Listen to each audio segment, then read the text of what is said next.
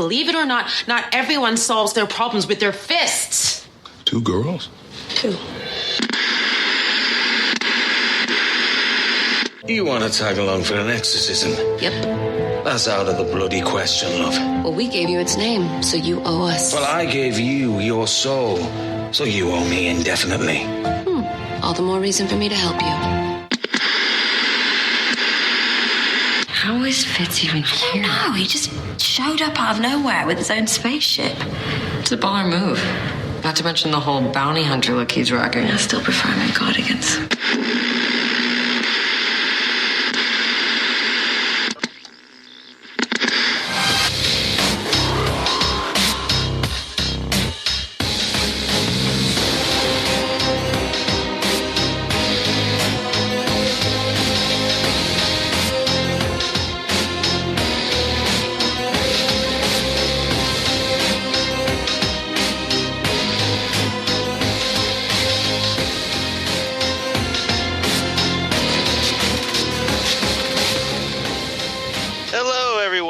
Welcome back to the Fandom Zone podcast. I'm Charles Skaggs. And I'm Karen Lindsay. Oh, you spoiled my denouement. Oh, I'm sorry. With me as always, at last, once again, back in the Fandom Zone for a long-awaited return, Karen Lindsay. Hi, everyone. I'm back. Yay. And there was much rejoicing. Yay. I'm back. She's back. We missed you so much, Karen. Oh, I missed me too. Yeah, you were understandably needed some time for yourself, and all of us, I'm sure, listening, understand this. And if not, you got to speak to me if you don't, because then you can suck eggs. Exactly. If you don't get why I had to take off. Exactly, but. Thankfully, we had a couple of nice co-hosts in the meantime. Yeah. We had Jesse Jackson and Phil Parrish. Who did a great job in my stead. Yep. I enjoyed it very much. But obviously, the Phantom Zone is not the Phantom Zone without Karen Lindsay. Oh. So I feel incomplete without you. Oh. You complete me. Well, thank you. As do you. You complete this podcast, at least. Yeah, I knew what you meant. Yeah, well, but actually, both. You complete both of us. Oh, well, that's very nice. Very nice. But yeah, so yes, my partner in brain is finally back. I do feel like we share a brain. I really do feel like God help you. God help you. There's nothing wrong with that at all. So, without further ado, or a don't. For the week ending March 31st, 2018, here we go again, back, and this week we're going to talk about another 4 shows. This week we're going to talk about Lucifer, 319, mm-hmm. And we're going to talk about Black Lightning, 110. 10, yes, and we're going to talk about Krypton, 102.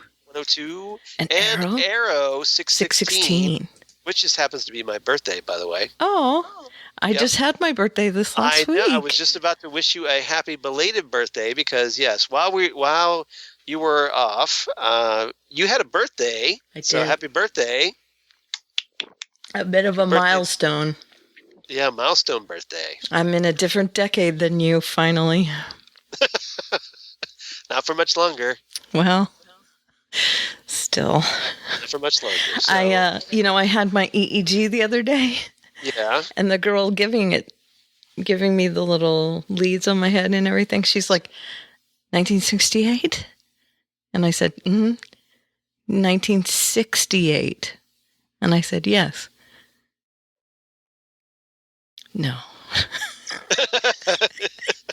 I said, yes, 1968. That cannot be true. You are not that old. Right. Well, you certainly don't look your age. Yeah, well. You don't look 50. We had this huge discussion about it, and I said, yes, it's a burden and a curse and also kind of a nice thing. But still, Yeah. Yeah, What college do you go to? When I have makeup on, sometimes I get Right. that. Not today so much, but Well, yeah. a lot of people would be jealous about that. Okay, yes, I get that, and I'm not discounting it, but it does get old because I feel my age. You know what I mean? So it's like, okay, Maybe not externally, but internally you feel. Yes. So to have someone remind me of how old I am by calling it out like that, you know? So what you're saying is, shut up, Charles. No, not you. I'm saying when someone says, what college do you go to? And then I have to explain how old I am to them. Right. That's the part that Got gets it. my nerves. But Okay. yeah, I mean, I'm happy that I don't look my age. It's something that has kind of been passed down in my family. So Good genes. All right. good genes, yes. Yes, awesome. So also, while you were away, we had a little anniversary here. I so know. the podcast is getting older. I Now know. it's just turned 3.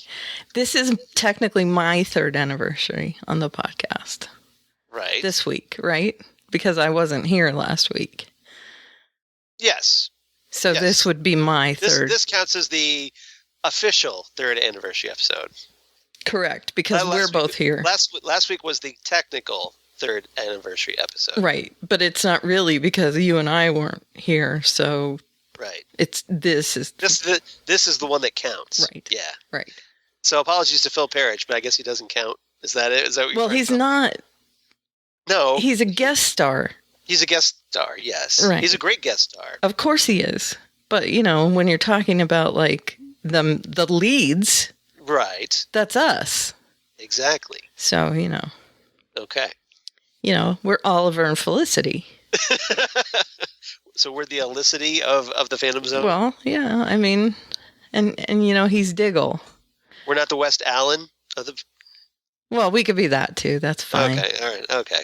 Whichever. Take. I your was shipper name pick. Yeah, I was just choosing the oldest of the Berlanti verse shows. That's all. Got it. All right. So, lots to talk about.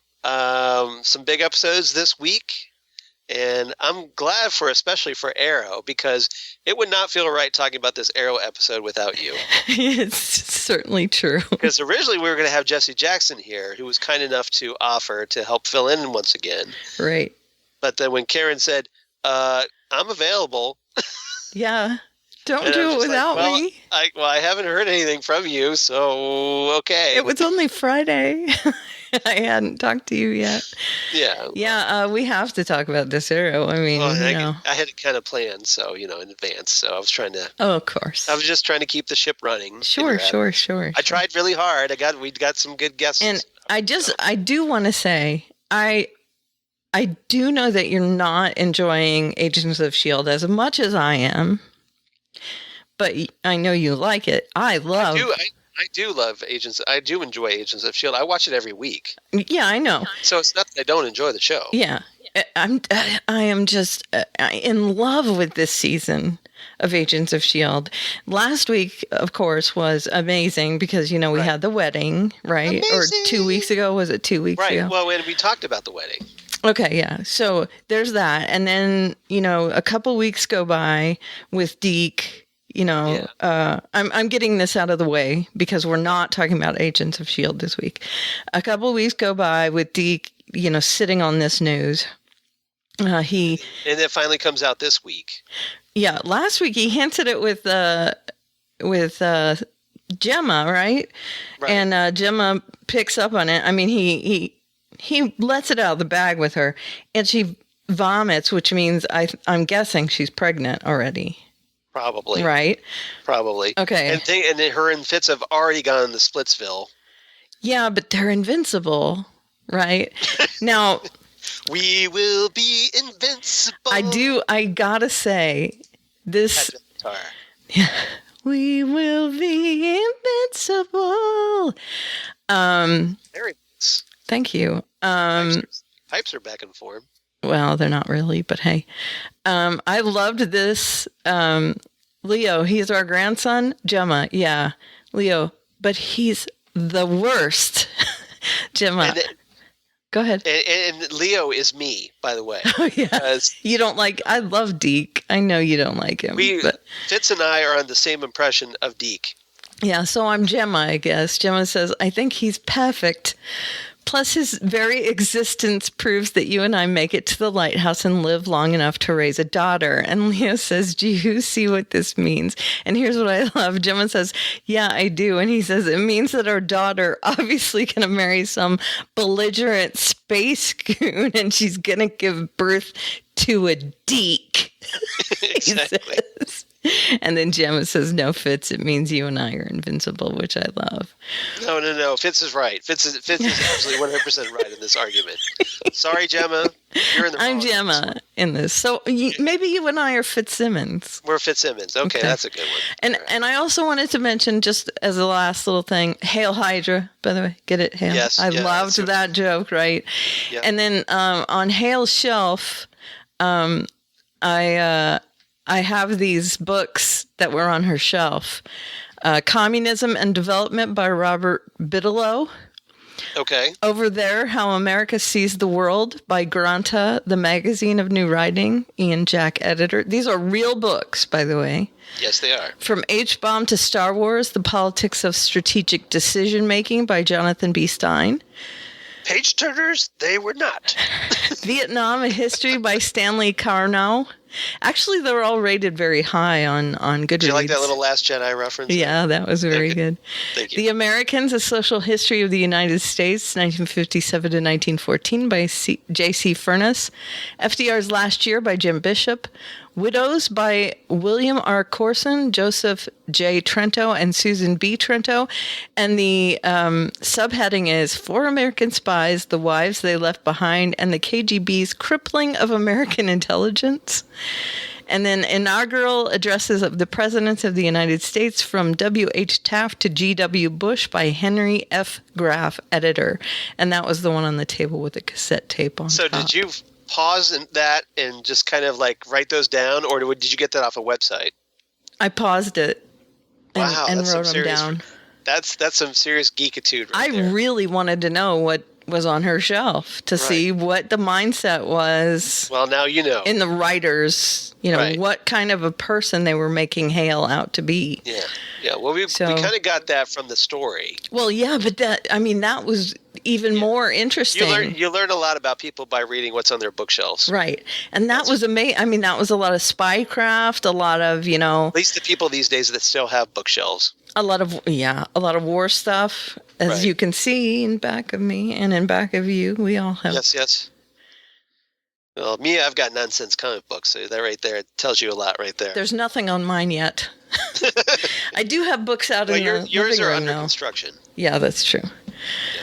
So anyway, I did want to discuss that. How about this? Let me make you a deal. Mm-hmm. Since you're obviously wanting to talk a lot about Agents of S.H.I.E.L.D. No.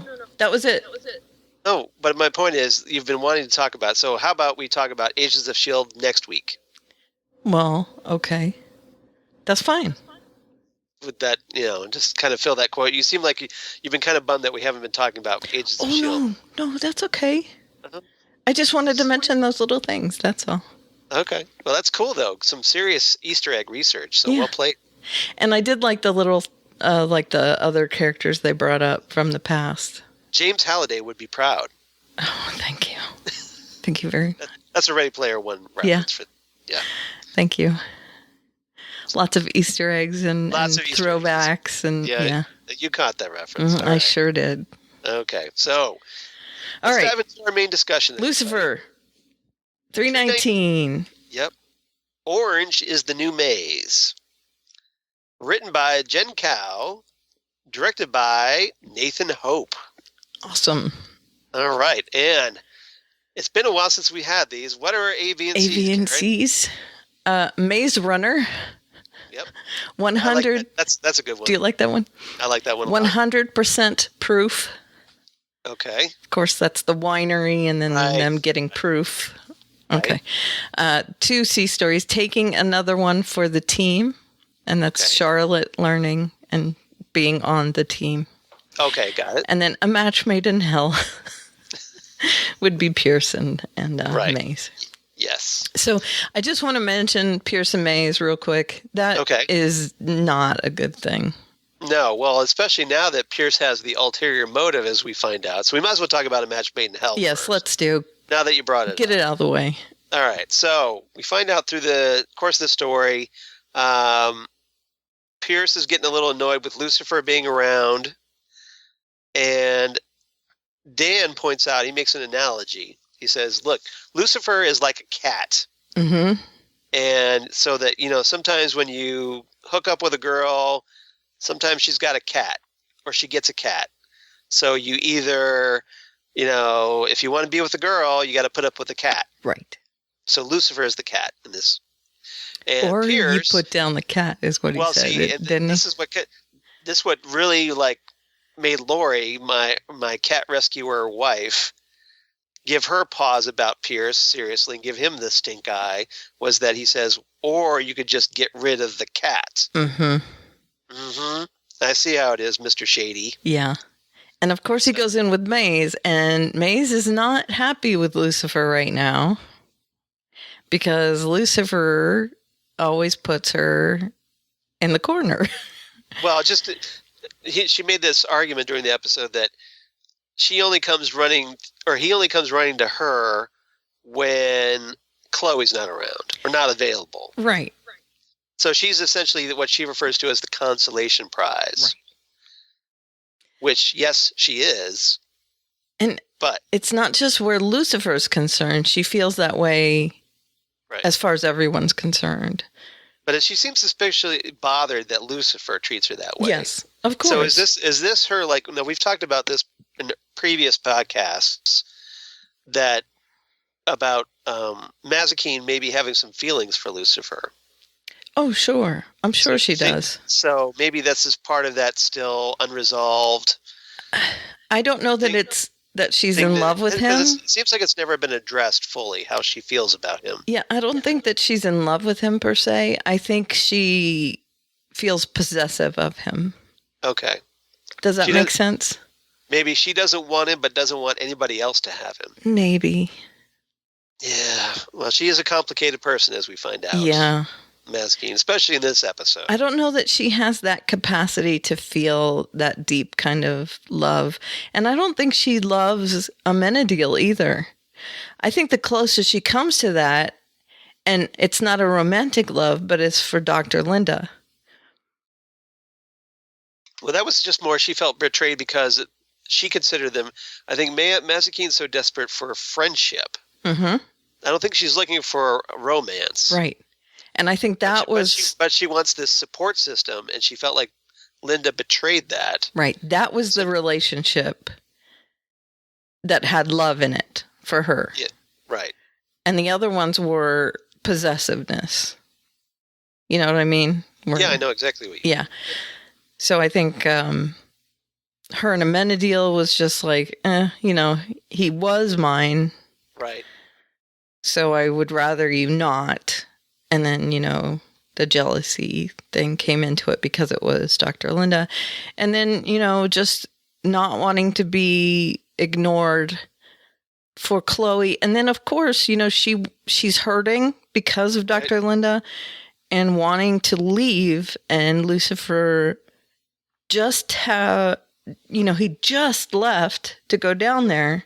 Right. And now he refuses to for her. So it seems a little weird that he won't just make a side trip. Like took all of maybe 30 seconds to take Pierce or to, go down there to get that soul. I know. Well, he of Abel. Doesn't want to hurt Chloe. I mean, that's. Yeah. But it seems like, you could spare 30 seconds of your day that Chloe's not around to go down there to hell. Right. But. I know. Yeah. So Mazikeen feels betrayed on all sides right now. She's lashing out at everything and everybody, including Trixie, which is something that happened while you were off. That was a big, and Trixie obviously took it very hard. So mad. I was so mad about that. It's like, you upset Trixie, we riot. Yes. So. That was what I was most mad about, I think, was her doing that. And so it seems like every She's still episode. gonna have to patch that up. We're gonna have to go major Chocolate steps to patch that cake. up. Big. Seriously, like this is gonna be at the world's biggest chocolate cake. Each episode, she seems to get more and more off kilter. Yeah. And I was hoping it would be the other way around by now. It's really, it's gonna come to a head. It's almost like she's on the verge of an emotional breakdown. Mm-hmm. Which I don't know if she's, being a demon, whether that's possible, but she seems like she is. Well, I think, or maybe if because she's been on Earth, maybe she's becoming more human, and yeah. And I think maybe that it's the only way that Pierce could have gotten her to work with him. Yeah. And yeah, because we found out at the very end of the episode that Pierce sees an opportunity in Mazikeen, and he's all like, well, hey, Lucifer's kind of not really helping you out. Well, here, why don't you come over to Team Kane? Right. Team Pierce. Yep. Now. And, I got your back. So are they planning on killing him? I mean... Killing Kane? No, killing Lucifer. Killing Lucifer? We'll find out. Yeah. So, because they can kill him many numbers of ways. If Lucifer is indeed the cat, and Pierce is ready to get rid of the cat, mm-hmm. Yeah, it's not looking good for Lucifer, right. Really. I mean, he knows that Chloe will hurt him. Right. So there's that. And Maze has all those weapons forged this is true. in hell. So there's many ways.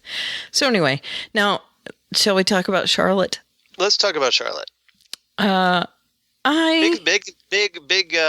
events for Charlotte. I am glad that this happened. Yeah. Because poor Charlotte has been spiraling right into this, she's getting these she's been having these visions, flashes of being in hell, not really understanding what's going on. Mm-hmm. And then Amenadiel just comes right out and blurts it out. Yeah. And it doesn't help that Dr. Linda's like, well, yeah, I can't, no. And it was pretty funny to see Dr. Linda trying to skirt around, like, oh yeah, this guy who said this to you. Really handsome bald guy. This really bald in a really weird, sexy way, and you know him? that I've obviously never had sex with. I know of him, of people like that. Right. Yeah. Whose name is probably most definitely not Amenadiel. Right. Yeah, it was pretty see-through that you would think that she'd have a better poker face. It was like she was Jack Tripper on Three's Company back in the day, trying to hide something. Trying to get out of something, yeah. Definitely. Old school reference. But yeah, Amenadiel is not a good poker player at all. He just blurts out everything. Well, he's an angel, so he's really not great at lying. Not equipped for that, no. Yeah, not like Lucifer is, at least. No. But Lucifer was a fallen angel, so there's a little difference there. A little different, yeah. And Amenadiel, of course. Now, why haven't they let him in on this whole thing that Charlotte is now Charlotte? Yeah. I don't understand why they didn't let him in on it, just in case they ran across each other. But... Well, now it's finally being addressed. Right. And so... Amenadiel's comments really mess with Charlotte's head even more. Mm-hmm. So then Amenadiel is forced to go to Lucifer. Right. And say, could you help me out, bro? I kind of told her everything. Bro, need help, bro. And she believed me, and then she kind of didn't believe me. Right. So Lucifer's all right. So I have an idea. Are you sure you want me to do this? Mm-hmm. He gives him a last chance. It can't hurt, right? I mean, at that point, it can't hurt. Yeah. Because... Well, Amenadiel's just screwed things up so badly now. Right. It's like they're beyond this point of no return, really. Exactly. So they either have to kill Charlotte, or they have to let her in on everything. Right. And obviously they want to keep the actress around, so they tell her. Right. And Lucifer unfurls his wings in a big, he's got wings moment. Right. And Charlotte's just like all happy, like, because she's like, I'm not crazy. Oh, so with good. With a crazy look on her face. Yeah, but I really do think that this is the best thing for that character, because not like Linda, who was betrayed by that. Yes. Because it was an undermining of everything. Although Lucifer never lied to her. Not even once did he lie to her. No, we will remember Lucifer generally tells the truth. Right. So that's but his she whole thing. felt betrayed by the whole thing. So she had this horrible reaction to it. But on the flip side of that, Charlotte gets vindication for everything that she feels like she's gone through. So now she feels, completely relieved that, oh, thank goodness, everything that I have been feeling is justified. Everything I've been feeling is normal. Well, it's not normal, but it's... At least you can understand. I get it. Right. Yes. So now these two beings can help me navigate what I've been going through. So once again, we have another character who learns Lucifer's secret before Chloe. Can we please have Dan be the only person not in on it at some point? Because right now there's just Chloe, Dan, and Ella. And Trixie. Although Trixie kind of probably gets it because she's smart. Right. And she's seen Maze's real face. And she also saw Lucifer's glowing eyes back in the pilot, remember? Right. So she's probably smart enough to have oh yeah, he's probably the devil. Right. But he's okay. I like him. Sure. Well, I mean, kids are a really good judge of character most of the time. Yeah. Well, okay. Which is why... Not most of the time. What Mazikeen did is such a betrayal. Right. Yeah. Exactly. Shame on you, Maze. Okay, so... Trixie deserves better. Now, the main story, 100% proof, was in a winery. Right. Period. Yeah. So all this... Mazikeen ends up framed by the mother of one of the bounties that Mazikeen had claimed. Right. And for this beach murder. Right. And so they try to make it look like they stab the victim 10 times. Mm-hmm. Mazikeen tries to take credit for it. She shows up at this police station, and during the interrogation room scene, she's saying, "Oh yeah, I stabbed that person 3-4 times." Right. And Chloe's just like, no, it was actually closer to 10. Okay, 10. Yeah. And just some more things lead to both Lucifer and Chloe realizing she didn't do it. Right. But Mazikeen keeps, insisting that she's the killer, and she gets locked up. And there's a great scene with her and Ella where she's like, well, Ella's all like, well, I feel so bad for you, even though all the evidence points to you being totally 100% guilty. Mm-hmm. You still help me out with my brother. Right. So I want you, whatever you need, I'm here for you. And Mazikeen takes advantage of this. Pull it and in. says, yeah, bring it in. Yeah. So she hugs her. Now, obviously, this is a little weird because obviously Mazikeen, not a huggy person. Come on, I knew there was something up right then. So what's her ulterior motive? She gets Ella's ID card, gets out of the cell, to uses it to get to some records. So that was her whole agenda, was she wanted in that police station to get to those records. Yep. That's why she turned herself in and everything. Yep. I'm quite sure that was everything. But everybody's just looking at her like she's guilty, and so she's feeling even more hurt by that. Mm-hmm. Actually, I think Lucifer was really the only one who thought she was 100% guilty. Everyone else, even Chloe said she wasn't guilty. Lucifer was, and then Lucifer did apologize at the end. Oh yes, and as soon as she started fumbling on how many times the person was stabbed and everything, he was like, "Oh, she didn't do it." He immediately turned and said she didn't do it. But he sees something and believes it, and it was her pulling the knife out of the victim on the beach. So yeah, there was that, and she finds the woman who did it, and there was a scene in the winery, right?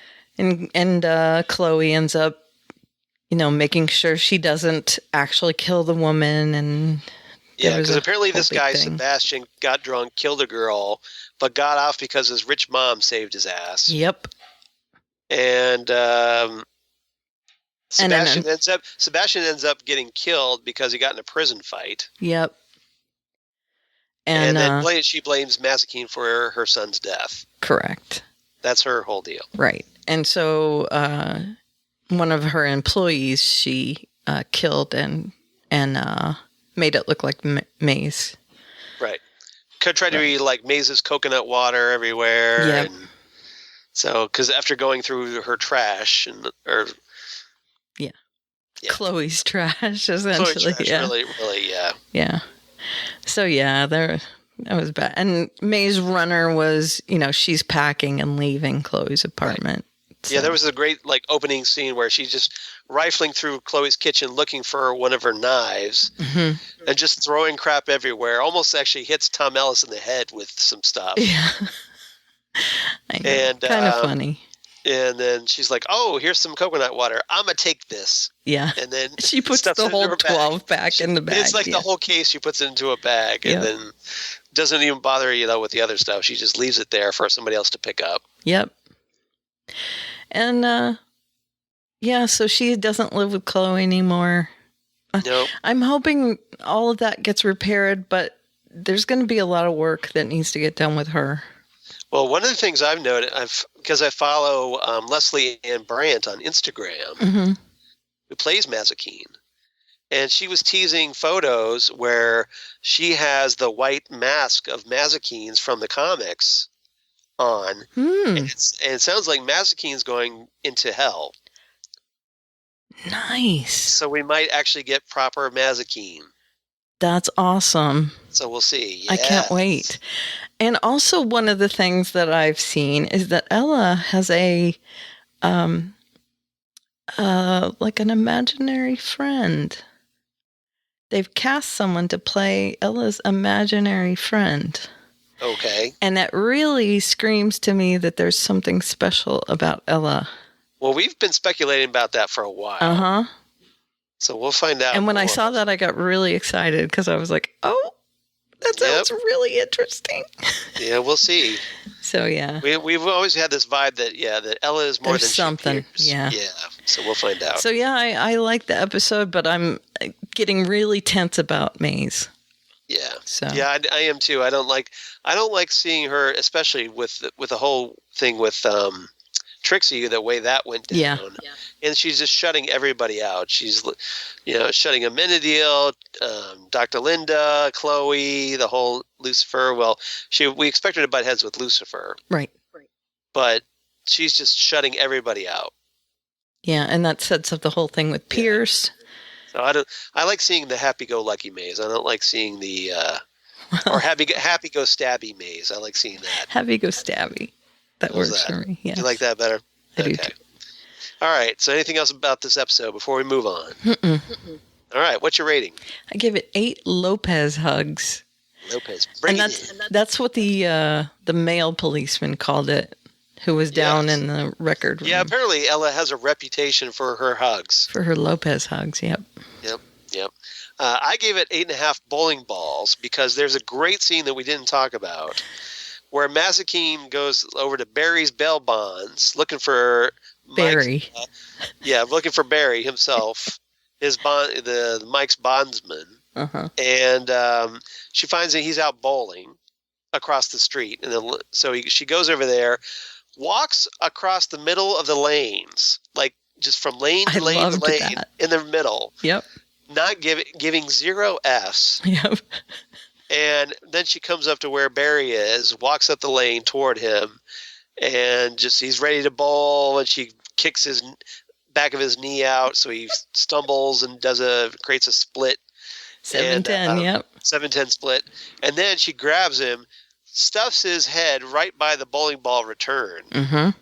So wanting him to talk, and he's like, okay, I'll talk, as the ball's coming up right back toward him. Yep, very Kingpin-ish scene. Yeah. It was fantastic. I love that scene. I'm glad you brought that up. Yeah, that was a great scene. So yeah, 8.5 bowling balls. I had to give a little acknowledgement for that. Very nice. All right. So let's move on to our second show, Black Lightning 110, Sins of the Father, the Book of Redemption. I am hating these colons because I can't name my files right. Well, just go by the main title. I'm doing the Book of Redemption. You're going to do the Book of Redemption? I would just do the Sins of the Father. Yeah. I'm doing the second part. Gotham's doing it too with the Dark Knight or whatever. Right. A Dark Knight. I just ignore that. Because you can't put the colon ignore it, Dark Knight, into a file name. Right. You can do a dash. It's irritating. Yeah, but there's already a dash. How's there Black a dash? Lightning SO1E10 dash. Oh, well. Sins of the Father dash the Book of Redemption. Dot MKV. Okay. It's annoying. Right. It's long. It's annoying. Yeah.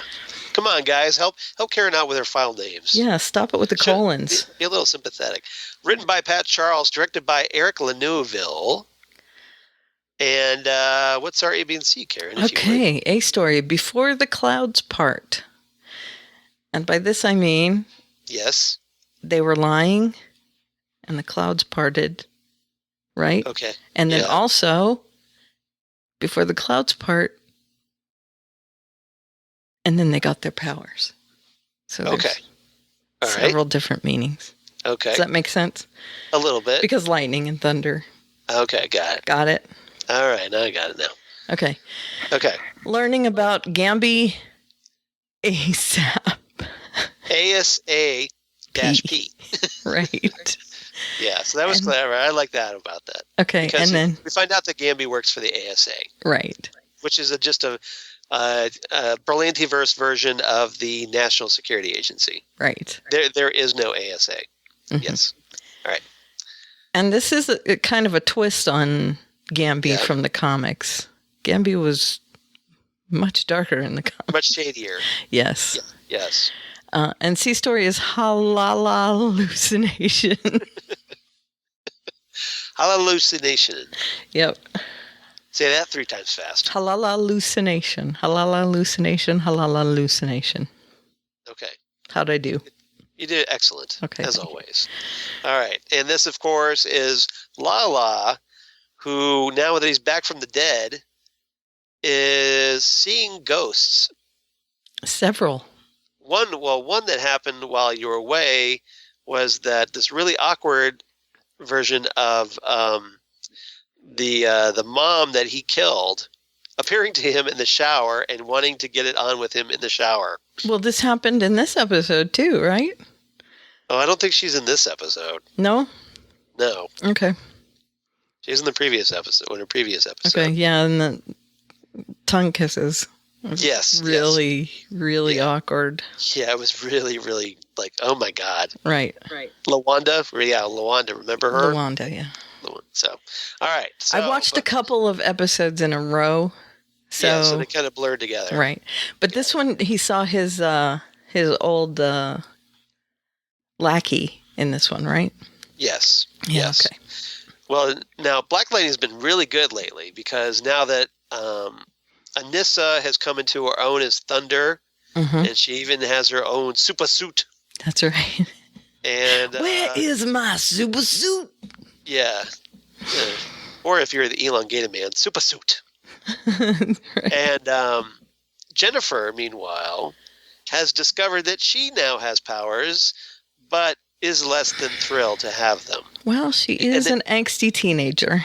Well, and it kind of sets off this nice little contrast between the two sisters, which I liked. Because Anissa is embracing her powers where Jennifer is regretful and spurning them. Right. And upset by them. Now, at the end of the episode, it turns a little bit. Yes. Which is good. It does. Yeah, because obviously I want to see Thunder and Lightning teaming up. Yeah, me too. So I want to see her as Lightning. So we'll see. I love the whole diagnosis thing. Yeah.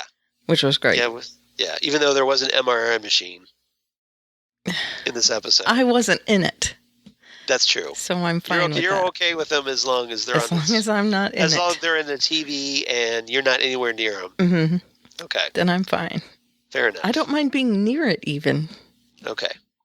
I just don't want to be inside it. Right. Okay. Got it. All right. So before the clouds part. Yeah. No, this was pretty much the main story. Yeah. Anissa and Jennifer. Right. Okay. So And Anissa. the whole, keeping things from everybody else. Right. So. Yeah. No, at the end of the previous episode, Jefferson had made a little an opening gesture to try to repair his trust with his daughter, Jennifer. They cozy up on the couch and they watched The Princess and the Frog. And it was all a very touchy-feely moment. Right. So we kind of pick up after that. Anissa, who has essentially become the Robin to her father's Batman. Which is kind of cool. Which is very cool because you have a father and teaching his daughter the ropes. He's showing her the ropes. Mm-hmm. And Jefferson is proud as all get out. Sure. That Anissa's following in his footsteps. I love how giddy he is. He is. Yeah. He comes home, he's all pumped, and and of course you've got Lynn being like Debbie Downer going, but and sometimes not too. I mean, she's proud as well.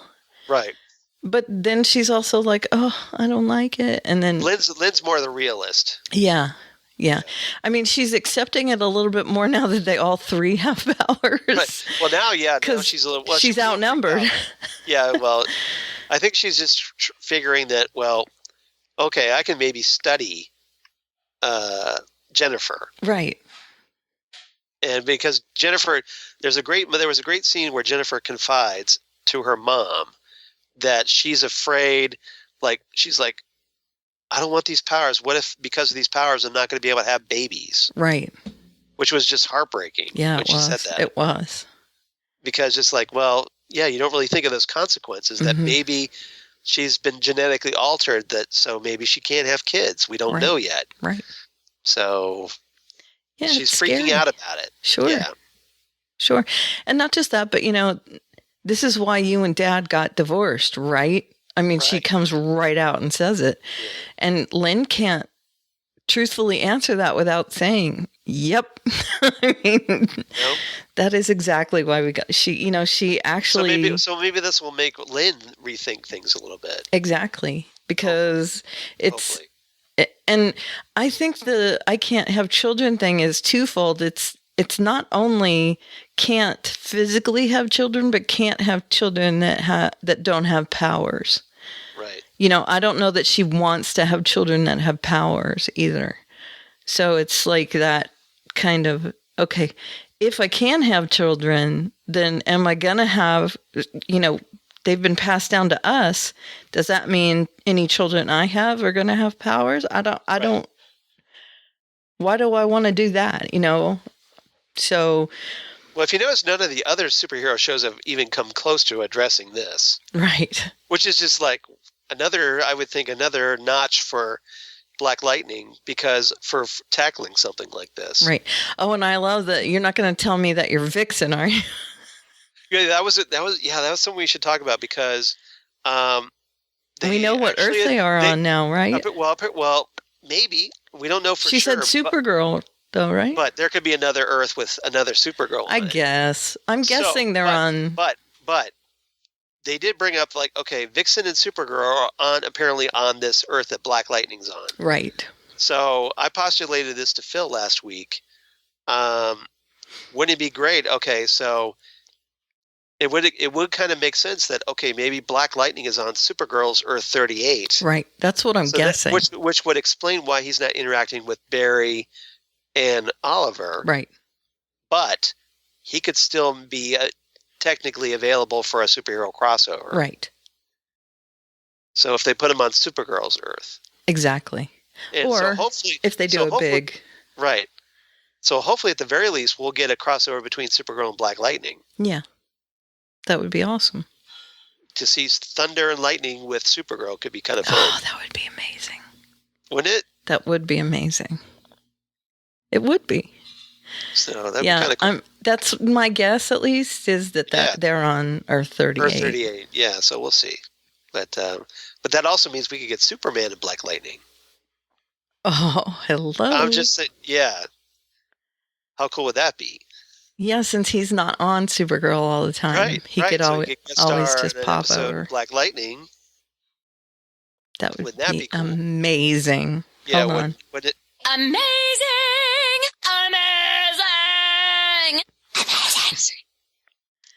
That was worth the drop in. Yeah. It was. Okay, so yeah, they've gotten their powers. I like that Anissa is seriously taking everything to heart. I love that she is trusting her gut, and she has already saved her father's life. And yeah, she almost got blown up in a big old crater. Yeah. And this is when Jefferson came home, he's just like, my daughter jumping all over that was the best. That was the best move ever. He was awesome. Jumping all over the place. That was so great. He was geeking hard about that. Yeah, big time. And now that's my baby girl. By the end of this episode, once Jennifer and her mother have had their little talk and they've checked to see what her powers are in the MRI machine. Right.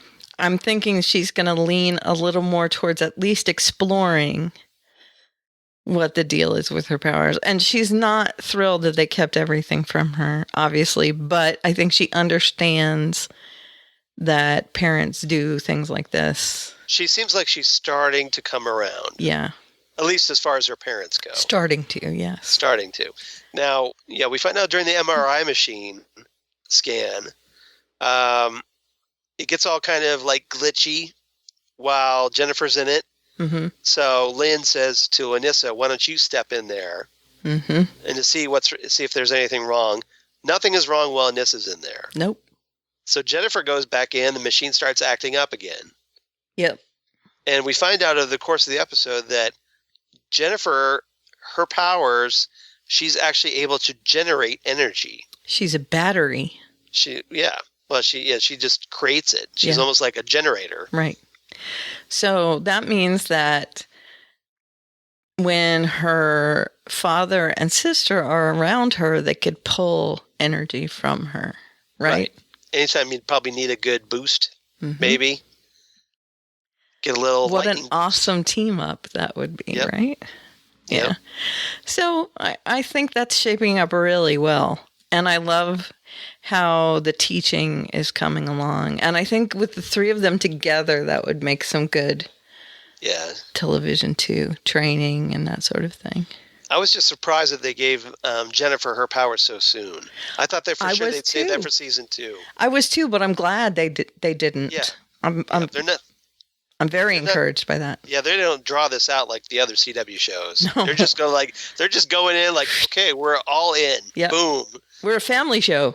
All the cards are on the table. Yep. Boom. Yep. It's great. And I liked the plain talking between the sisters.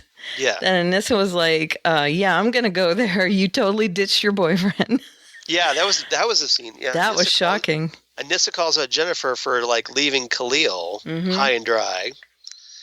And yeah, it was just like, oh, no, you didn't. Yeah. I think that's part of one of the things that shaped her up was that she realized she hasn't exactly been a model person. Well, and this apparently gets Jennifer really pissed off that her eyes get all charged up and she starts like kind of starting to emit some electrical energy. Yeah, that's when she burns through the pillow on the couch. Yeah. Redecorate.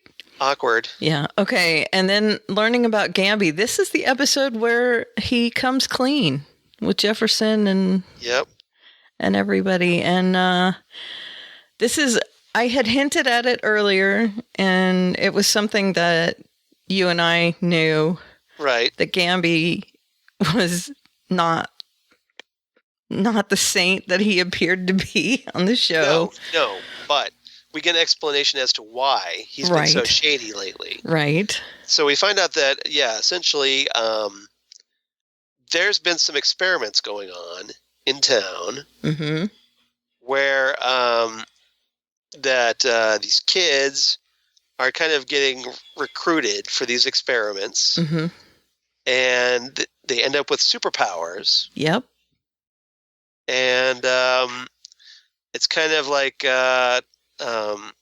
Gamby's job to kind of like keep track of this. Yeah, he was the scout. He was supposed to find them and out them to the ASA, and then the ASA would abduct them and do experiments. Like potential recruits or whatever. But then he's just like, okay, I'm done with this. I'm not doing this anymore. Right. And he so decided, they found somebody else. Right. He kind of ratted to Jefferson's dad. Yeah. And when he realized that Jefferson also had powers, he decided to take him under his wing. And that was his. Is it ratting or more whistleblowing? Whistleblowing, yeah. Yeah. Well, of course, the ASA thinks it's ratting. Right, exactly. It's all in your perspective. Right. So this is a little bit of friction because Gamby had not come forward with this with Jefferson. Right. And of course, would he have, yeah. Of course he wouldn't, because he's one of the bad guys. The ASA was trying to subdue the town with these drugs. Now, in the comic book, Gamby just out and out kills his dad. Right. So he is a better person on the show, and that is heartening. Well, I think it's because, we want to keep Gamby around, so we can't make him too evil, because otherwise Jefferson will have nothing to do with him. Right. Well, yeah, Jefferson would not have anything to do with him if he. And if you got all these new teenage superheroes coming out, we need Gamby. we need Gamby around to make some costumes. Right. So they have to make him sympathetic, and they all need super suits. Right. In so doing, we make him into this reluctant anti-hero. Yes. Right. So we get to hear the whole story of ASA, and of course ASA now has a new rat, quote unquote, a new scout, what they call a spotter. Right. And guess who it is? Dun dun dun. Dun, dun, dun. Yeah, surprise! It's Kara Fowdy, the shady assistant principal at Jefferson School. Of course. So we called it. Yeah. From day one. Of course we did. We knew that assistant principal was super shady. Of course. And now we have proof. She is. She's the worst. I knew she was the worst. So as soon as she opened her mouth. So she's actually at the school where Jefferson's the principal, going, okay, that kid would be good. That kid would be good. Right. How despicable are you to work at the school? When Jefferson finds out about this, she's he toast. Is literally toast. He's gonna fry her. That's what I'm saying. Yeah, she's gonna be extra crispy. Yeah, yep.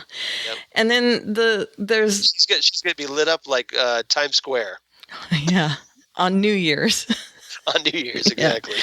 And then the halala hallucination. We have talked a little bit about this, but he's learning that maybe some of his guys aren't on his side. He's heavy hands is the hand that wears the crown, right? Or the head that wears the crown, I should say. So he is actually getting insight from these hallucinations. So I'm still kind of like, who are these hallucinations? What is the deal? Well, if you notice, they're people that he's killed. Oh, yeah, I get that. Yeah, I'm just they're essentially these ghosts, but they're effectively serving as parts of his conscience, right?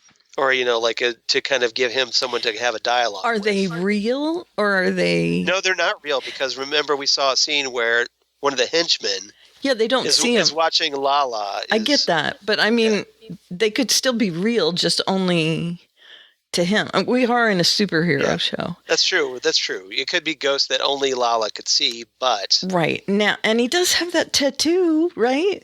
yeah. Well, apparently, he gets a tattoo of all the people he's killed. He's kind of like the tattooed man in a little bit. That whoever he kills, he gets some tattoo now of them. Okay, so on his body, appears on his body. Here's my question now.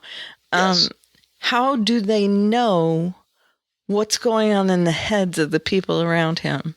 Because does Lala get that insight on his own? Or, we don't know yet. Yeah, I think it's too early to tell yet. That's what I'm wondering. Or does he have some sort of weird superpower from whoever woke him up? Or so I'm really curious about. Or the maybe these storyline. are in fact legitimately ghosts that are Right. bonded to him. Yeah, Right. So it's possible. Through whatever these tattoos are. I won't rule it out. Yeah, so I'm really curious about it. Yeah, we'll and I see. love how his guys are like, "You okay, Lala?" Because he's just talking to himself. Yep. So yeah, I did like this episode a lot. I may actually bump it up a half a Yeah, you point. should because it's Black Lightning has been good. Yeah. This one was good. I enjoyed this I'll one. put a it lot. right there. Okay. Let's see what else is it. Oh yeah, we got Two Bits back. Who's always funny. Yes. Two Bits shows up at like Jefferson's house, which is pretty funny. I like Two Bits. Like Two Bits in the suburbs is hilarious. Yeah. 2 Bits is great. Yeah. So that was. You're not smoking, are you? Yeah. I got a card. I didn't give you no card. That was good. Yeah. All right. Anything else about this episode? Mm-mm. All right. What's your rating? I give it 8.5 broken air conditioners.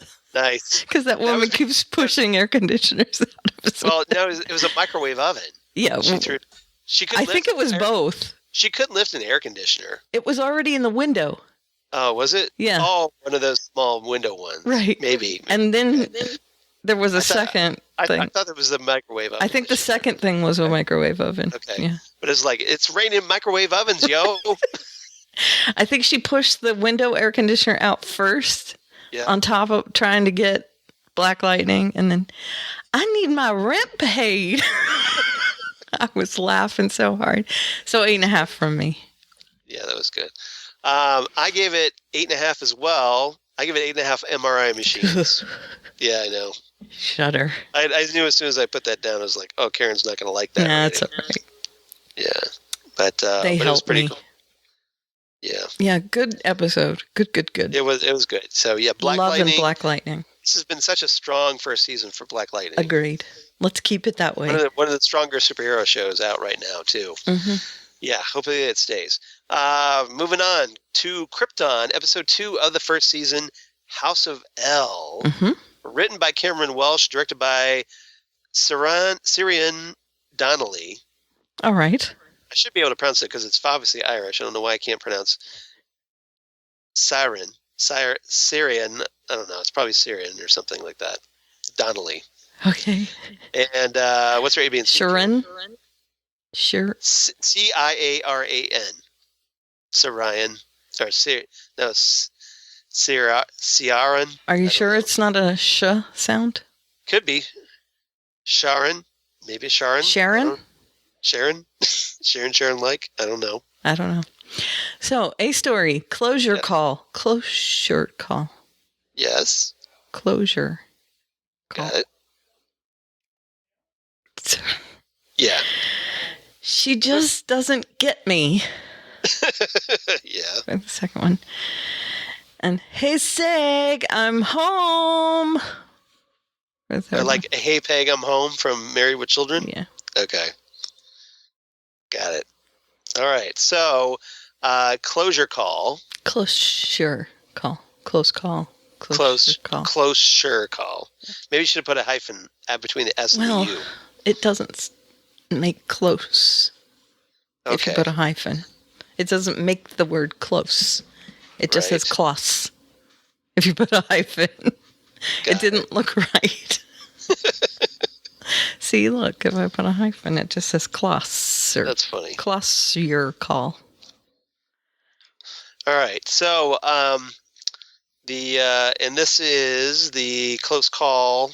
Closure call. Closure Okay. They set it up so that he would have closure with his parents, so that he would fall into line. And got it. Okay. It's actually the main story. Okay. Well, the main story. All right. Okay. Usually the A would be the main. Okay. Well, you never know. Sometimes you've had the B as the main because you said the in Lucifer. Sometimes, yes. Okay. Oh, come on. The B story. That's not the main story. Well, you said it was the main story when we talked about it. Yeah, I know, but it's not really the main story. All right. Maze Runner is the main story. Yes, it was. All right. So, Seg, who's still obviously not happy that, oh, hey, Darren Vex and company killed his parents, especially, Jaina Zod killed his parents, literally. Mm-hmm. Blew him away right in front of him. Right. And thus beginning the feud between the Zods and the Elves. Right? Well, pretty much. Well, yeah, pretty much. Darren Vex is trying to take advantage of this by bringing Seg into the fold. They set up this little arranged marriage thing between him and his daughter, Nyssa Vex, and not Nyssa Al Ghul, different Nyssa. Nyssa Vex, yeah. And in the first episode, they went to this gestation chamber. We talked about this. To see what their baby would look like. Very Farscape. Yeah, it was very, they basically projected the entire life of their kid that would grow up to become part of the Lawmakers Guild, and his name would be this, and he would do this, and he would die on this date. It was just very, clinical. Very clinical and prognosticative. So it essentially takes all the suspense out of it because you know exactly how the kid's going to turn out. Right. So... wouldn't it be funny if it came up and it was like, your kid's going to be named Gomer? He's going to have an IQ of 6. Right. Well, presumably then you could change it. Right. But that would be pretty funny, right? This is what it's going to be like if you don't do a thing. Right. Unless you change this right now. He's going to wear overalls. Yeah. His name's Bubba L. Yeah. Hi, I'm Bubba L. He'll vote for Trump. Yep. We'll go. Oh my God. I'm not marrying you. We won't go down that road. That is a rabbit hole we don't need to go down. All right. I guess Darren's trying to bring Seg in, introduces. Well, first thing Seg is told that his parents cannot have a proper funeral because they were considered rankless. Right. But later, Nyssa goes through the trouble of having his parents cremated. And as a way to kind of, as we find out, manipulate Seg. Right. And giving him the ashes for closure. Right. So he gets his parents' ashes so that he can have, so we can have that. There's apparently some reason why Darren and therefore Nyssa, his daughter, who's helping him here, to try to manipulate Seg. For some reason, they want Seg under this, even though his family is considered rankless. Right. He's important. Maybe lineage. We don't know. Yeah. Maybe they found out that maybe down the road he's going to be related to Superman. Maybe he's been. So, maybe the mysterious forces behind the scenes are hooked up with this. And go ahead. But he does find out in this episode that Nyssa was in league with her father to manipulate the whole thing. And well, eventually Seg confronts Darren Vex. He says, "Look, I don't want to be in your stupid house. Right. I'm going to be in my house." Right. And he turns down his offer. Mm-hmm. He's like, if it means me being rankless, then so be it. Right. And Darren's all like, "What?" Yeah, what? He's all like offended. He's like, but. And then that can't form thought. And then all of a sudden, the creepy voice of Rao comes in, who's got the multi faces all over his helmet. Now the question is, who's underneath that mask? I know. I really want to know. I should do this. Oh, hold on. There you go. Is that what you meant to do? That was exactly what I did. Okay. I want to know. Do you have a theory? Because I don't. No, well, that's the thing is we don't know. But for the first episode, that character never spoke, and then all of a sudden now he's speaking. So I did this tweet. It goes, the voice of Rao actually speaks. Yeah. And the official Krypton account liked that on Twitter. Oh, good. But there was an even better one that where we were talking about Nyssa giving Seg those ashes. Mm-hmm. And I said, Nyssa, most people would most people would just give a stuffed bear or some chocolates to cheer someone up, not their dead parents' ashes. You would think, yeah. And Wallace Day, who plays Nyssa, liked that tweet. Oh, nice. So that was kind of cool. Very nice. Yeah. So I got a little love from the Krypton show. Very nice. Which is cool. I mean, no big deal. Like they were probably liking everybody's tweets, but that was kind of cool to get that. Not everyone's tweets. Yeah, but apparently Nyssa herself liked my Nyssa tweet. That is awesome. So I like it. I always get excited when that happens to me. It's just a little geeky. It's thing. It's a little extra touch. Cool. Yeah, I like that. So the voice of Rao says, "I find that acceptable." Yeah. So essentially, yeah. So they make this deal because the voice of Rao says, "Okay, he can stand the Science Guild, and he doesn't have to join with you. He doesn't have to have a house, right?" So, right. And he doesn't have to be so. For some reason, they want him there at the Science Guild, where presumably they can keep an eye on him. Mm-hmm. But why? We don't know yet. It's only the second episode, so we're not going to get all the answers. At the end of the episode, it is revealed that someone is there on the planet. So could that be more sinister? Well, we might as well talk about that. So sure. Hey, Seg, I'm home. Yeah, hey, Seg, I'm home. So, so at the end of the episode, Kim and Adam Strange, they return with the head of one of Brainiac's 4 advanced scouts. Can I just say that is the best bromance ever? Those Kim two, and Adam Strange? So funny. You like them? So funny. Can I just say that it looks like you're wearing a bill or something? What is it that he says about his hat? You have like some kind of a beak or something. I forget what he said. I think it's a beak. But Kim is trying to shade Adam Strange pretty much the entire episode. Yeah. It makes me laugh. Kim is apparently Mr. Snark in this episode. But Adam isn't having any of it either. No, he's giving as good as he gets. Yeah. So Adam can hold his own. Because Adam's like, look, I know I'm awesome, so you just have to get over it. So these two, they end up getting stuck in this winter storm early in the episode. They're like looking for this anomaly they noticed on the tablet. Mm-hmm. And they got the tablet information from Seg, being the Science Guild. And as most people do when they get stuck together in a small space, they make out. Just kidding. That's a huge trope. Yeah. Are you going to do the porn music? Oh, yeah. No, they do not do that. But okay. It's one of the first things I think of when two people get stuck somewhere together. Yeah. Because that's such a huge trope. Well, yeah, it is. I agree. So that's just the easy thing to go to, I guess. Of course. But so they come back with the head of one of these scouts. Adam Strange explains that Brainiac is the one who sends the scouts out to explore the planets. Kind of like the Empire does in Empire Strikes Back. Mm-hmm. And so since they found the scout's head decapitated, Adam Strange comes to the conclusion that, well, hey, maybe Brainiac is already on Krypton.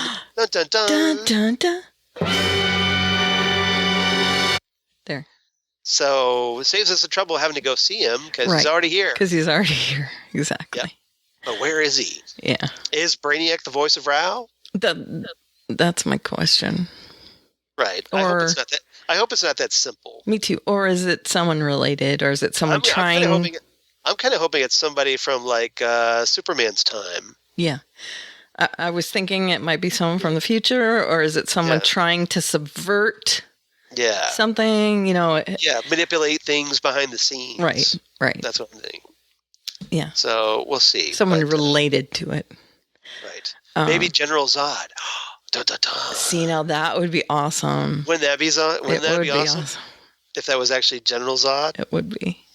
Yep. And it's a theory. And then we have the "she just doesn't get me," of course, which is Lyda, yes. Lyda, needless to say, has one or two mommy issues. Yeah. Probably because in the first episode, her mother stabbed her through the hand. Yeah. Which I mentioned. Got it smart. Has to make Mother's Day on Krypton really awkward. Yeah, very awkward. So I'm assuming they didn't have the most warm and fuzzy relationship to begin with. Very probably. Now, here's why I did not give it as high of a rating as you did. Okay. Number one, I was telling you how it's kind of muddy for me, that I really need it to tighten up a little bit. Okay. Because I had to watch it twice to go, okay. Well, they're introducing a lot of stuff right now. Yeah, I'm okay with that. But the other part was it's going to be kind of exposition heavy. We're only in the second episode, and she's already flip-flopped 100%. Last week, she couldn't hurt someone to save her life. This week, she's a master fighter. So, I'll tell you why. Which one? I think they were trying to imply that she wasn't motivated. So now that she's motivated, she's... Well, this time she was motivated because we find out that this group of soldiers that's headed by Dev M are going to go attack Black Zero. Right. And Lyda's like, no, that's a really bad idea. Mm-hmm. So, but because she's not the commander, she can't stop do anything. them. So she wants some influence. So she makes a challenge to the commander. She uses this rule that, well, hey, if you want to become the commander, you challenge the existing commander. Right. Which in this case is Quetzal. Right. And so they challenge him to a fight, and she takes him down. Right. But So I mean, she was last week she couldn't do jack. So I'm like, okay, did she practice? Maybe she was fighting her mother. Yeah. So maybe she has a hang up about her mother. Okay. Or her mother's really that good. Okay. All right. I'm kind of like, I'm willing to allow this one. All right. It just kind of bugged me that I was like, okay, she's that bad last week, and now she's like 100% different this week. I think it's just because of who she was fighting. Okay. Maybe she was holding back because it was her mom. I'll give you that. And her mom was more willing to hurt her than she was willing to hurt her mom. All right. Okay. And she also had a goal here. All right. I still say I'd like it to tighten up a little bit. But I think it's going to do that. I agree it's a little shaky. Yeah. I will give that. I do think it's going to tighten up. So I'm okay with it. Okay. And once we really get going in the Brainiac. Oh, yes. Because we're just laying the building blocks right now. Right. And my rating is not bad at all. So don't get me wrong. It's okay. So let's see. So anything else about this episode you want to talk about? Not in particular. Okay. I mean, I just like the relationships between them. I like the acting. Oh, one thing we did find out about this episode we should talk about. So Skaggs in the OG Fortress of Solitude. Right, the original Fortress of Solitude.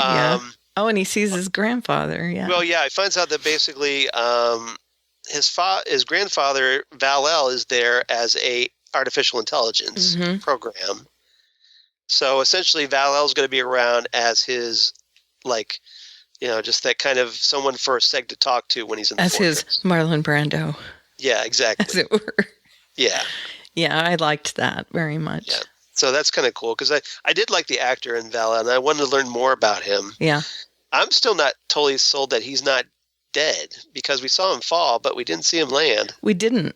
He had a cape on, too. Yeah, but that doesn't mean anything. No, that's just. I'm just saying it's. Yeah. It looks like the cape that Superman wears. So where did we get that? Well, it's considered that was just a fashion that they had from his generation. They wore the capes. I get that. Here's what I'm saying though: the writers wrote him wearing a cape, and then we see a similar cape that Superman has. Right. So it would make sense that they would hang a lantern there to say. He might not be dead because that might be Superman's cape. You know what I'm saying? I know what you're saying. Okay. Yeah. But yeah, he does just fall off. Yeah. Now, granted, it would take a lot to save him from falling from that great height. Sure. But I got the same. Standard comic book rules apply. We didn't see a body, and even then, we didn't see his head cut off. They meant it dead. Yeah, exactly. Exactly. His parents are dead. Yeah. His parents have been cremated. We saw them shot and cremated. Right. So unless there was like, oh, they're really alive. They were never. These are fake. They weren't your parents' bodies. They were cremated. His grandfather might not be dead, but yeah, I'm leaving the door open that Val-El may still be alive. Yeah, me too. Even though, but since we have him as a hologram, maybe not. Or maybe that hologram is there. Oh, it could be for his death, but he is also still alive. Right. So it could be. Now I know that we're supposed to get some cool guest stars coming up in the season. Like Doomsday. Right. And Hawkgirl. Right. From Thanatos, yes. So, we could still see, and of course Brainiac, so. Well, yeah. But, we've already seen Brainiac, so. Yeah, but it looks good, too. Yeah, he does. Looks like very much like the Gary Frank version. He does. He looks really sinister and good. That, of course, was written by Jeff Johns, who is an executive producer on the show. Mm-hmm. So, no surprise there. We're getting the Gary Frank version. Right. I'm really loving this. So. Yeah. And it looks like they're doing very faithful, too. So I'm like that. And we actually finally get a good, proper Brainiac. So I'm liking that, too. Right. But if I were you, I would kind of move out of Kandor. Just saying. Yeah. Because that real estate is going to be upended pretty quickly. The values are going to plummet as the city rises. Literally. Yeah. Yes. Yeah. Just saying. All right. So I gave it for me. Yeah. I gave this one 8.5 out of 10 Detroit Tigers caps because they were Magnum PI theme. Yeah. Didn't he wear a Detroit Tigers? I don't know. I don't know. I thought he did. But I'm just glad that maybe Adam Strange can trade it for a better baseball team like the Cleveland Indians. I'm just saying. We have a team down here. Atlanta Braves? Is it the Braves? You have the Atlanta Braves, yes. So there you go, yeah. You can do the tomahawk chop. I don't know. We didn't have a team up there, so. Yeah. Now you got the Atlanta I got a Hawks football team. You got the Falcons, the Hawks, and the Braves. Right. So I believe there's even a second string hockey team here too. Okay. We have a professional hockey team here in Columbus. Yeah, we had one there. We have the Blue Jackets. So nice. That's our only pro team in Columbus. Is it really? I take that back. We have the Columbus Crew, but that's soccer, and nobody cares about soccer. So. We might have a soccer team too. Sorry, soccer fans, but nobody cares, really. Look at the attendance. And the Redskins training camp is in Ashburn, where I used to live. So. Okay, that's cool. That's awesome. I gave this episode 8 scout head rocks. Okay. Because of that head rock thing that they brought at the end of the episode. Right. So, yeah, I liked it very much. Just kind of wanted to make a puppet out of that going, hi, how you doing? I know. Hi, everybody. Yeah. All right, so let's move on to our last show. Arrow 616, The Thanatos Guild. That's right. Which is a pretty cool title for an okay episode. But we did have to talk about it. We did have to talk about it, well, for reasons that if you watch the episode should be pretty readily apparent if you're a regular listener to the Phantom Zone. I can't believe it. Oh, we have to say goodbye to Karen's Thea oppression. No, we don't. I can still do that. You'll come back, hopefully. Yeah, sure. I could just whenever I feel like Ollie needs an influence, then so we'll have the spirit of Thea appear, I don't know. to give her thoughts on the episode. Yeah, and sometimes maybe Rory might want to talk to me. Mick Rory might want to talk to me. Like Heatwave. I don't know.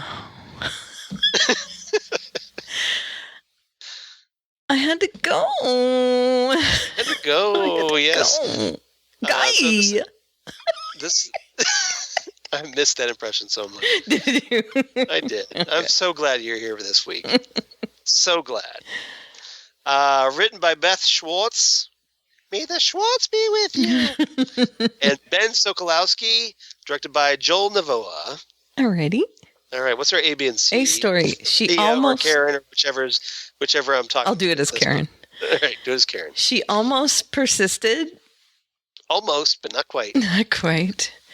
I'm combining two stories for the B story. Okay. Vertigo is the pits. Okay. Vertigo and then the Lazarus pits. Right. That's two different stories, but they are kind of both equal.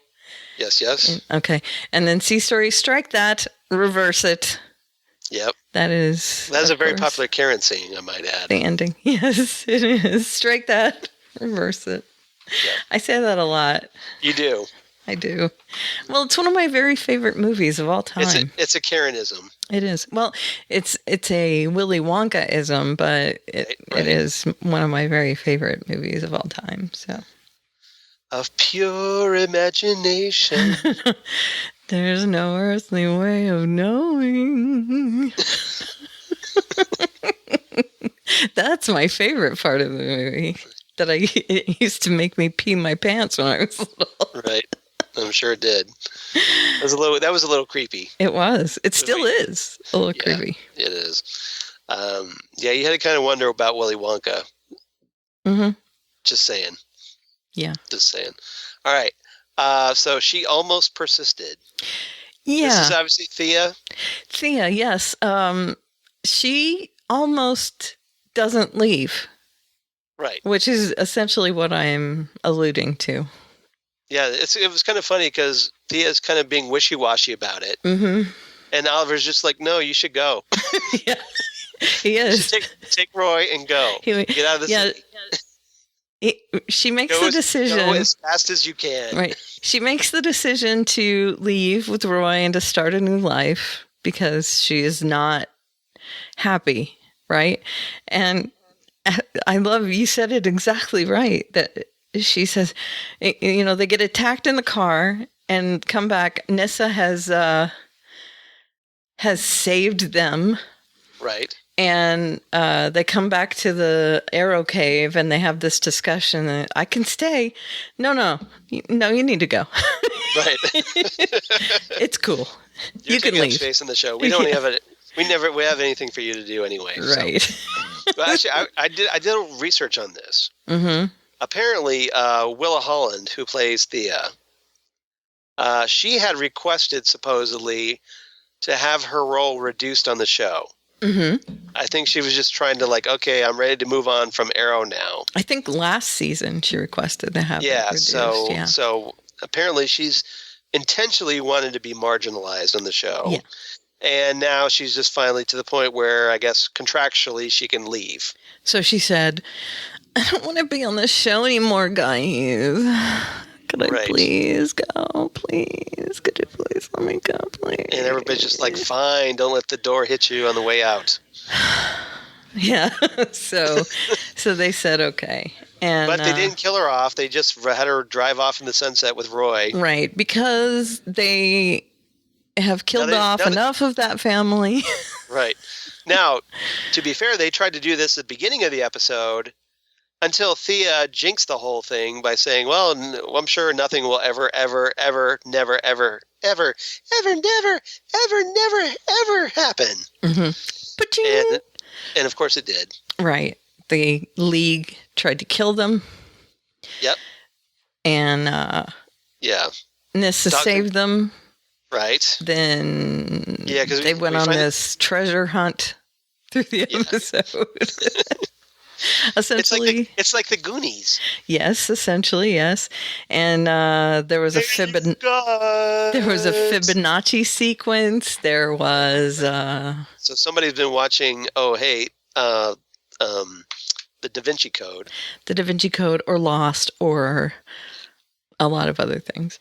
Right. Or it's just if you're a math geek, you know about the Fibonacci sequence. Sure. I knew about the Fibonacci sequence. I did too, believe it or not. Excellent. It's a spiral. Yep. I'm not a math geek, but I read about it somewhere. No. Probably in comics. Something. It's used for codes a lot of the time. But so anyway, there was this whole thing, and then they tried to make the map show up with heat. It didn't work, and then she gets stabbed, and look, blood spilled on it. And apparently blood triggers this invisible ink instead of heat, or blood. And that was her dad's thing, right? Yeah. So what it turns out to be is that they got a hold of this box that they did make a Hellraiser reference. I kind of like that. They did, yes. The box of pain. Good. Yeah. Yeah. So the map, as it turns out, will lead you to 3 different Lazarus pits, which should be a big red flag saying Ra's al Ghul is coming back. Right. Y'all. Right. Or maybe we could raise Laurel back from the dead. Maybe. Yeah. So we'll see. Yeah. And we know that Sarah is coming back for the last episode of the season. This is true. So that makes sense. Yes, it does, doesn't it? It does. Now that you kind of connect the dots. Yeah. And Vertigo is the pits is why. So maybe they'll kill off Black Siren, and then Katie Cassidy will go back to playing Laurel again. Maybe. Yeah. And she'll take it back over as Black Canary. So that means maybe they'll kill off Dinah Drake. Why do they have to kill her? They could keep her, I guess. They can, but I mean, you don't want to have 2 Black Canaries around. No. We had that before, and then Sarah had. She could just go home. They could send her off on her own show. They could just go home. Yeah. They could disband that team. And of course, Wild Dog. Thank you. Mad Cow is still in the hospital. Yep. Yeah, Curtis has got all kind of messed up. So apparently, or not Curtis, I would say Renee was in the hospital, got all messed up. Yeah. Curtis is meanwhile helping keep an eye on Renee's kid. Right. And so that we see Dinah and Curtis at his apartment. They try to figure out which cops are corrupt on Richard Dragon's payroll. Mm-hmm. Ricardo Diaz. Yeah. And he also has a date. Yes. Yeah, Curtis ends up... Guy's pretty hot, too. They make a cute couple. Kind of hooks up with one of the cops. I hope he's a good cop because... Well, he said... Didn't he say some stuff about metahumans? I forget what he said. Maybe I don't remember. I don't remember that either. But he's cute. It's hard for me to focus on Arrow. Me too. And there's a whole thing about Vertigo coming back. They teased that. Yeah, not a big deal. Yeah. And then at the end of the episode... Hopefully we'll get a proper one this time. Right. I keep hoping. I know. Count Vertigo? Yeah. Yes. Yeah. Through the whole... 3 times and they still haven't gotten it right. Through the whole episode, Nessa was talking about Oliver being her husband. Yes. And kind of passive-aggressively teasing Felicity. Yeah, that was a kind of a thing that... it's a little awkward that, hey, isn't Oliver supposed to be married to Nissa before he married Felicity? Talking about sister wives and... Right, but ultimately Nissa lets him off the hook and she's like, okay, I guess we're annulled or whatever. Right, she gives him a dagger. Yeah. That symbolizes the cutting of their bonds. Sure it does. So... She totally made it up. Strike that, reverse it is my whole thing. But they weren't ever really legally married, I'm quite sure. So, well, but they're like, League of Assassins or League of Shadows or whatever they're called. Right. Does that really matter in America? Exactly. Really? Yeah, exactly. Yeah. So, I liked the episode very much. Don't get me wrong. I liked it. Yeah. It's just talking about it. Yeah. Is not exciting. Do you know what I mean? I know what you mean. So, and then they're kind of like slow burning this subplot with Diggle kind of being annoyed that Oliver wants to be there. Staying around his Green Arrow, and it's like, wait, Wasn't I supposed to be Green Arrow? Right. Wasn't the whole point you like gave it to me? Right. And now you're taking it back. And he's like, but William is okay with it. So I guess I'll stay. And then Diggle's like, but I'm the Green Arrow. Yeah. And apparently for some reason it gets so bad that next week they're going to like fight and knock over cases in the Arrow Cave. Mm-hmm. I saw that. And then at the end of the episode where Nyssa is handing the dagger, this is where Thea has decided she's going to go find herself. And Roy says, well, we decided we were going to leave together, so I'm going to go with you.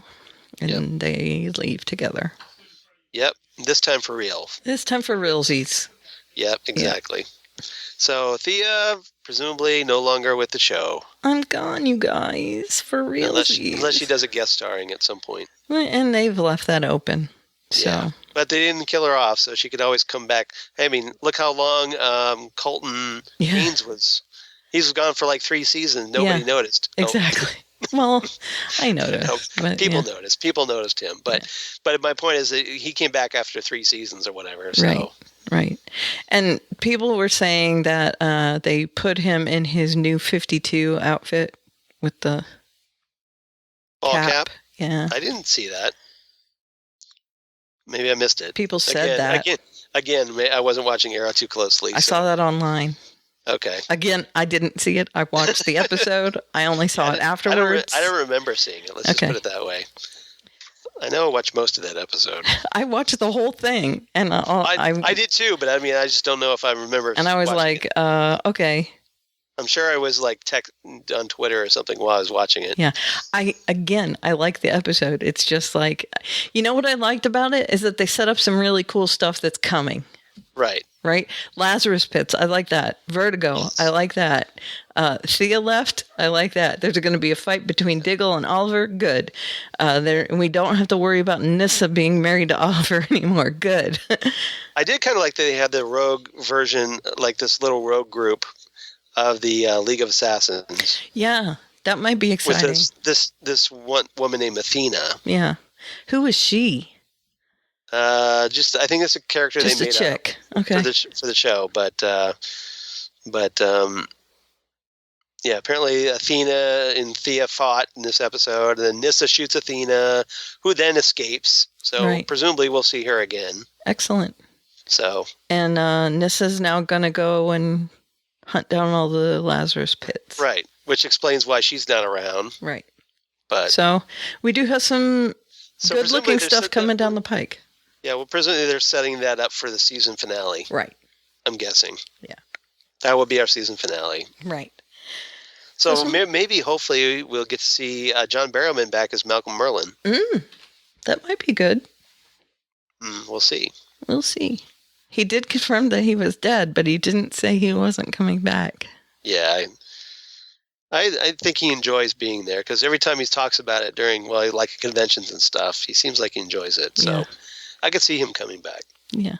I'll be surprised. Now that we have Lazarus Pits, anybody can come back. Exactly. Anybody could. Yep. Yeah. All right. So what's your rating? I give it 8 belated wedding gifts. Okay. For the knife. It is a little belated. That's true. I gave it 8 out of 10. We're finally in sync this week. Took us 4 shows, but we got there. 8.5. I bumped the other one. Oh, that's right. That's right. We did sync on Black Lightning. Yeah. You're right, because you raised your grade. Yeah. But all right. But we're syncing again. How's that? Resyncing. Right. Resynced. Yes. 8 Lazarus Pit maps. Excellent. Right. Okay. And so Justina feedback. We have Justina back as well. So this is a full Phantom Zone. Yay. All right. Yay. Here we go. Hit it.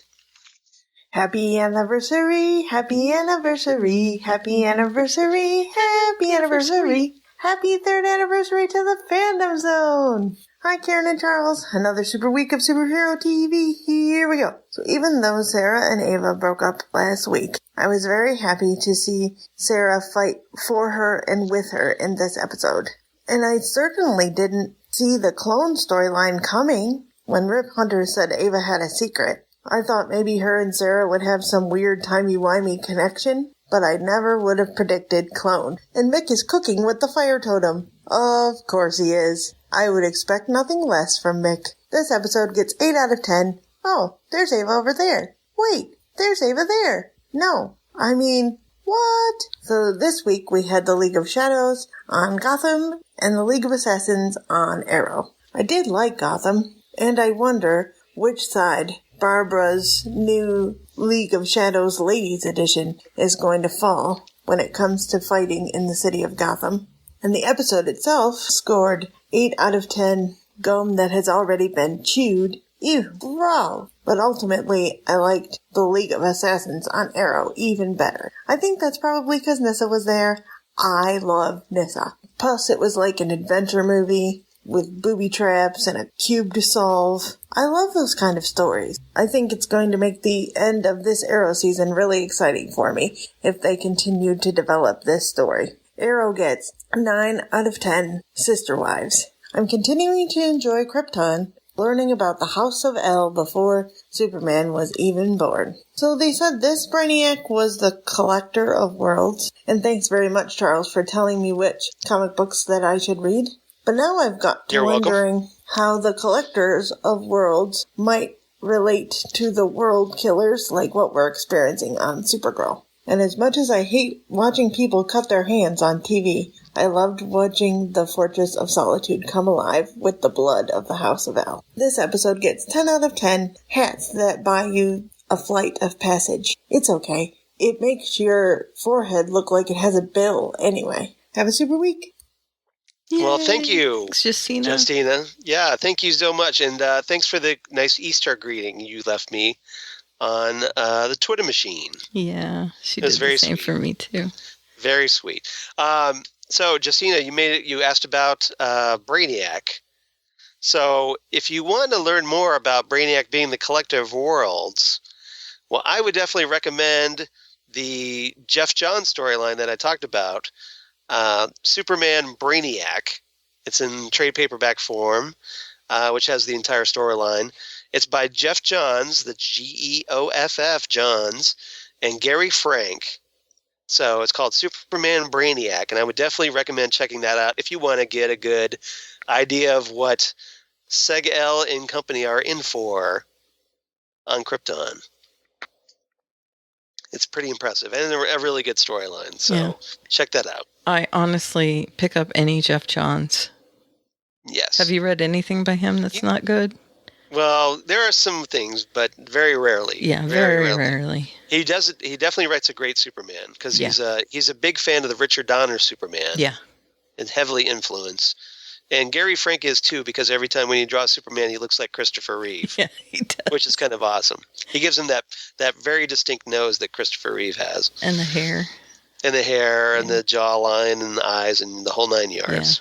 Yeah. So pick up Superman Brainiac if you're wanting to learn more before Brainiac actually shows up on Krypton. Yeah, I agree. I second that. All right. You second that emotion? I do. I second that emotion. That's right. I agree. Smokey Robinson and the Miracles here on the Countdown. You're Smokey and I'm the Miracles. Yes, you are. You are our miracle. So if you want to leave us feedback, you can email it to us. Yes. Through fandomzonecast@gmail.com. At the Gmail. That's right. Or you can send it to us via Facebook, facebook.com/fandomzonepodcast. Right. Or just search Fandom Zone Podcast. Listen and subscribe to us in Apple Podcasts. Leave us a review so that we can get higher visibility. That would be lovely.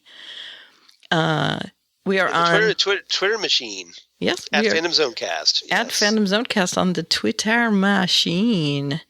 I am at Alaveria, and if you read my Facebook post, you know why I am at Alaveria. Right, because she does explain the full story. The secret origin of Alaveria. The secret origin, that's right. Secret. Secret. And that is spelled like Sekrit. Exactly. Sekrit. Secret. Okay, there you go. Secret. Aliveria. That is Aleveria on the Twitter machine. And in my bio, you can go to my blog, which is where you can find all my other links. And you are? Of course, at Charles Skaggs on the Twitter machine, at Charles Skaggs on the Instagram, Google Plus for all you crazy kids in the Google Plus, and Facebook, of course, at Charles Skaggs, and my blog of geeky things. Damn good coffee. And hot. Damn good coffee and hot. How'd I do? You did excellent. Good. Perfection. Good. Just like you never left. Good. I'm on my toes today. Yeah, you are. You're on your game. So, all the comic book shows that we cover here on the Phantom Zone podcast and more. All kinds of comic books, sci-fi news about my other podcasts I do for the Southgate Media Group. Next Up Everywhere, the Doctor Who podcast they do with the aforementioned Jesse Jackson. Titan Talk, the Titans podcast that I also do with the aforementioned Jesse Jackson, where we talk about all the various Teen Titans and Titans groups and the upcoming Titans TV show, all the news if you want to get ready to jump on board with that. And Ghostwood, the Twin Peaks podcast, what I do with Zan Sprouse, wife of comic book artist Chris Sprouse, where this week we're going to be reviewing Blue Velvet. Wah, wah.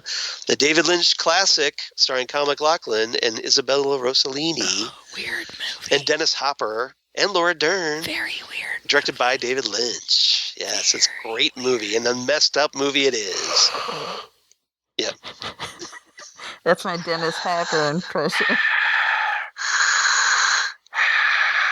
Don't you look at me. I'm born in the light, Batman. I'm sorry. Burn is back. Where is Thea? I'm looking for Thea. I can't believe I left Arrow. Guy. Come on, you guys. Why'd I have to go? Thea, welcome to the darkness. Okay, so anyway. Grab yourself a chair and give you some nacho chips. That is the dumbest impression I've ever done. Thea Bane. Bane Thea. Bane Thea. We have to come up with which, maybe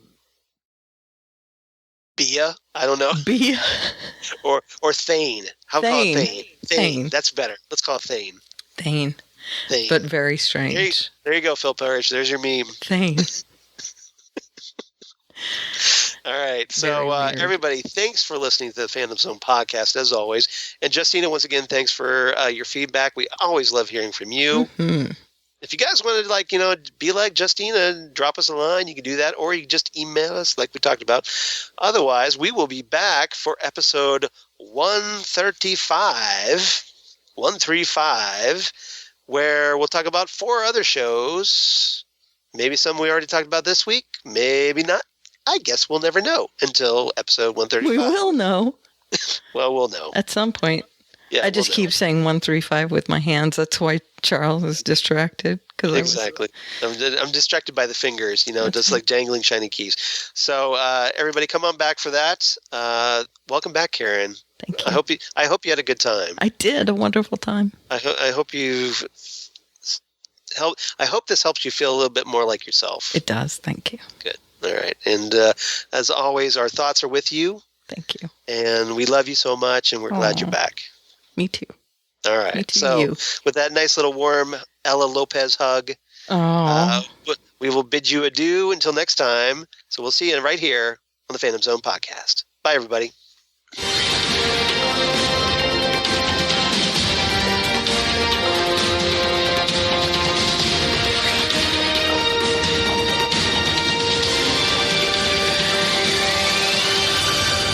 Wow.